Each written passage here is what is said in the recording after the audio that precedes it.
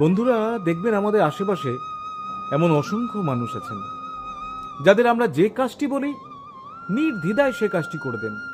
আমরা বসে বসে মজা নিই, কিন্তু সে অক্লান্ত পরিশ্রম করে সেই কাজটি করে দেন। তার সংসারে অনেক অভাব অনটন থাকা সত্ত্বেও সেই কাজটি সে করে দেন। আমরা হয়তো তাদেরকে বোকা ভাবি, হয়তো ভাবি যে সে মানুষটি কি বোকা রে বাবা। আসলে কিন্তু সে মানুষটি বোকা নন, সেই মানুষটি সৎ।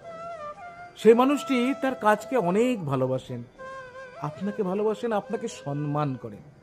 তো সেই সব সৎ মানুষদের জন্য একটি গান আপনার সামনে রাখছি।